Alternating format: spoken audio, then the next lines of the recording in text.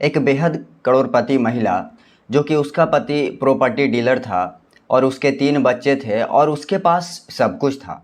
लेकिन उसके बावजूद भी उस महिला ने खुद से 10 साल छोटी उम्र के एक गरीब लड़के से उसकी दोस्ती होती है।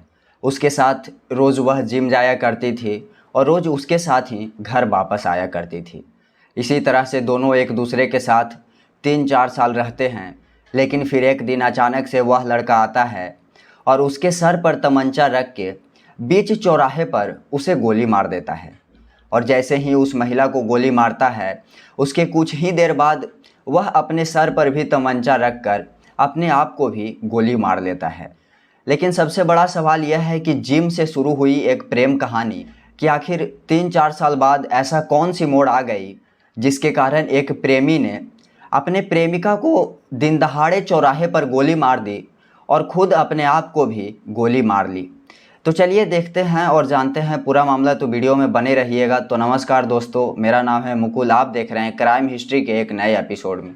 तो दोस्तों, आज की जो यह सच्ची घटना मैं आपको सुनाने जा रहा हूँ, बताने जा रहा हूँ, दरअसल यह सच्ची घटना है देश के राजधानी दिल्ली की, जहाँ के रहने वाले डीपी गोयल जो कि एक नामी प्रॉपर्टी डीलर हैं। उनके फैमिली में उनकी पत्नी रेनू गोयल है और उनके 3 बच्चे हैं जो छोटे छोटे हैं। और उनके मोहल्ले के लोग बताते हैं कि डोपी गोयल एक बहुत ही नेक इंसान है और बहुत ही अमीर व्यक्ति हैं। उनके पास किसी चीज़ की कमी नहीं है, किन्हीं से उनकी कोई दुश्मनी नहीं है, वह बिल्कुल शांत दिमाग के व्यक्ति हैं। लेकिन 27 जुलाई की शाम 8:35 पर जो डोपी गोयल का घर है, घर से थोड़ी दूर पर उनकी पत्नी टहल रही थी कि अचानक से एक युवक आता है और उस महिला से बातचीत करता है। और बातचीत करने के बाद अचानक से वह अपने पास से पिस्तौल निकालता है और उस महिला के सर पर रख कर गोली मार देता है। और जैसे ही गोली की आवाज़ आसपास के लोग सुनते हैं तो वहाँ पे दौड़कर चले आते हैं। महिला ज़मीन पर गिर जाती है और सर पर गोली लगने के कारण वह तड़पने लगती है और उसका चेहरा लहूलुहान हो जाता है, जिसके कारण उस महिला को कोई पहचान नहीं पा रहा था। तो इसी तरह से वह महिला तड़पते रहती है। तो जो लोग वहाँ पर पहुँचे थे वो लोग वहाँ से एम्बुलेंस को फ़ोन कर देते हैं और फिर उसके बाद पुलिस को सूचना देते हैं। और 3 से 4 मिनट के बाद वह महिला शांत हो जाती है, क्योंकि उस महिला की जान चली जाती है। लोगों का भीड़ उस महिला को घेर कर खड़ा हुआ था। फिर कुछ ही देर बाद एक और गोली की आवाज़ सुनाई देती है और वह आवाज़ पास ही के एक बिल्डिंग से आई थी।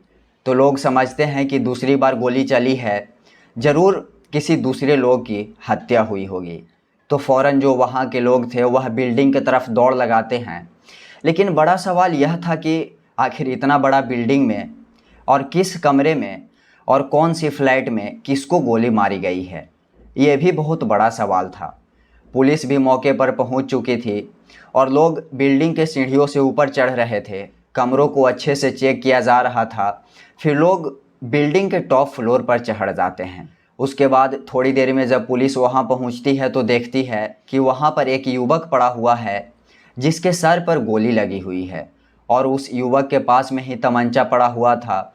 और उस युवक को देखने के बाद ऐसा लग रहा था कि उस युवक ने खुद अपने आप को गोली मारी है। और कुछ लोग यह बोल रहे थे कि यह वही युवक है जो उस महिला को गोली मारकर भागा था। लेकिन बड़ा सवाल यह था कि आखिर वह युवक कौन है और वह महिला कौन थी जिसको इस युवक ने गोली मारी, और उस महिला को आखिर गोली क्यों मारी। तो फ़ौरन पुलिस इस इलाके को सीज कर देती है कि कोई सबूत को मिटा ना पाए। फिर दोनों बॉडी को स्नातक कराया जाता है। फिर थोड़ी देर बाद पता चलता है कि जो युवक है इसी बिल्डिंग में किराए पर रहता था। उसका नाम आशीष है और उसकी उम्र 22 साल है। और दूसरी तरफ महिला के बारे में पता किया जाता है तो पता चलता है कि महिला जो डोपी गोयल प्रॉपर्टी डीलर है, उनकी पत्नी रेनू गोयल है, जिनकी उम्र 42 साल है। और दोनों के घर 2 से 3 मिनट के दूरी के फासले पर है और दोनों एक दूसरे को जानते भी हैं, एक दूसरे से दोस्ती भी है। लेकिन आखिर आशीष ने रेनू गोयल को गोली क्यों मारी? जब पुलिस छानबीन में लगती है तो दोनों को मोबाइल को जब्त कर लिया जाता है और वहीं फैमिली वालों से पूछताछ शुरू की जाती है कि आखिर जो आशीष है उसके साथ क्या मामला था, क्या कोई दोस्ती थी। तो सारे लोग बताते हैं कि ये लोग 3 से 4 साल से दोनों एक साथ में जिम जाते हुए आ रहे थे। यानी लोग दोनों एक दूसरे के साथ जिम जाते थे और दोनों एक दूसरे के साथ जिम से घर वापस आते थे। दोनों की दोस्ती गहरी थी। इतना बात जब पुलिस को पता चलता है, लेकिन जो आशीष का फ़ोन था उसमें लॉक लगा हुआ था।